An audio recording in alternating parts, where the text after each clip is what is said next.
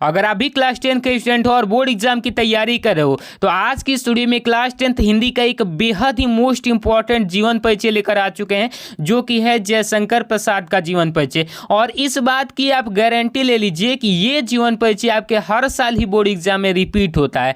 मतलब कोई सा भी ऐसा पेपर नहीं होगा जिसमें ये जीवन परिचय न पूछा जाए। हर पेपर में, हर सेट में पूछा जाता है। तो ये काफ़ी मोस्ट इंपॉर्टेंट जीवन परिचय है और मैं इसको आपको काफ़ी आसान तरीके से याद कराऊंगा, ट्रिक के साथ याद कराऊंगा। बहुत सारे लड़के रटते हैं, रट रट कर थक जाते हैं, याद नहीं होता है। लेकिन आज की इस वीडियो को लास्ट तक देख लो। इस वीडियो में इस बात की गारंटी है कि आपको याद हो ही जाएगा। और कैसे जीवन परिचय लिखना है, कितने पेज में लिखना है, सेम ये चीज़ें भी आज की इस वीडियो से क्लियर हो जाएगी। तो वीडियो को लाइक कर देना, अपने दोस्तों में भी शेयर कर देना और चैनल पर पहली बार विजिट करो तो अगर अच्छी लगे वीडियो तो सब्सक्राइब कर ही लेना। चलो यहाँ पर सबसे पहले जीवन परिचय हेडिंग बना देना, उसके बाद जयशंकर प्रसाद लिख देना। बाकी उसके बाद देखो इसमें यहाँ पर इस तरीके से ब्रैकेट बनाकर जन्म लिख देना। जन्म कब हुआ था? 1889 ईस्वी में काशी में हुआ था। ठीक है।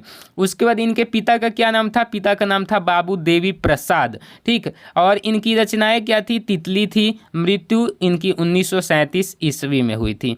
अगर आपको ड्राइंग आता है तो इनका फिगर भी बना दीजिएगा बोर्ड एग्जाम में। नहीं भाई, फिगर नहीं बनाना है क्योंकि आपका ज़्यादा समय लॉस होगा, आपको फिगर नहीं बनाना है। ठीक है।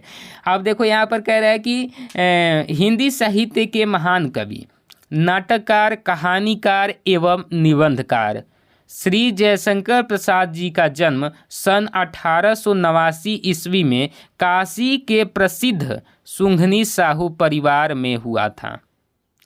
क्या मैंने बताया कि हिंदी साहित्य के महान कवि ये थे, नाटककार थे, कहानीकार थे, निबंधकार थे। कौन? जयशंकर प्रसाद, जिनका जन्म 1889 ईस्वी में काशी के प्रसिद्ध सुंघनी साहू परिवार में हुआ था। सुंघनी साहू परिवार कहने का मतलब कि इनका परिवार व्यवसाय में था। ठीक है, व्यवसाय करता था। उसके बाद देखो इनके पिता का नाम बाबू देवी प्रसाद था। ये काशी के प्रतिष्ठित और धनी व्यक्ति थे। काशी के प्रतिष्ठित धनी व्यक्ति थे इनके पिता भाई, क्योंकि व्यापार करते थे। आप जानते हैं कि बिजनेसमैन कितने आगे होते हैं। अब इनकी प्रारंभिक शिक्षा घर पर ही हुई। प्रारंभिक शिक्षा कहने का मतलब कि शुरुआती जो क ख ग घ सीखने वाला होता है या फिर 4 क्लास 5 क्लास की जो शिक्षा होती है वो घरे पर ही इन्होंने पढ़ा, घरे पर आके पढ़े। उसके बाद देखो स्वाध्याय से ही इन्होंने अंग्रेजी, संस्कृत एवं उर्दू भाषा को सीख लिए। भाई मान सकते हैं इनको।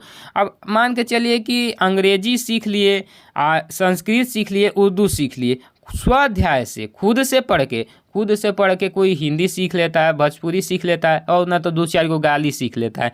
लेकिन ये तो भाई देख सकते हो कि अंग्रेजियों सीख लिए, संस्कृतों सीख लिया और उर्दू भाषा भी सीख लिए। मतलब समझ सकते हो कितने होनहार थे। अब देख लिए यहाँ पर कि इसके साथ ही वेद पुराण, वो भाई साहब दर्शन एवं इतिहास का भी गहन अध्ययन किया। मान सकते हो भाई, इसके साथ ही भाषा सीख लिए, उसके साथ ही वेद का भी अध्ययन किए, पुराण का भी अध्ययन किए, दर्शन इतिहास सबका अध्ययन किया, गहन अध्ययन किए। गहन मतलब काफ़ी गंभीरता से।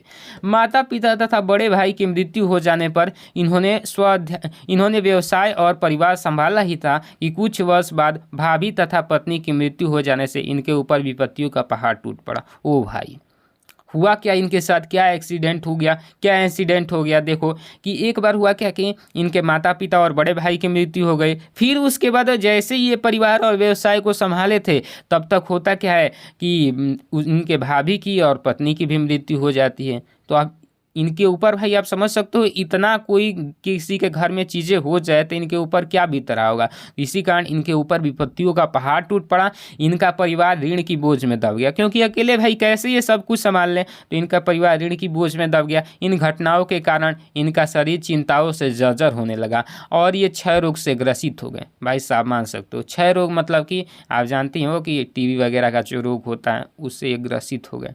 कौन? जयशंकर प्रसाद जी। अब देखो ग्रसित हो गए तो क्या हुआ?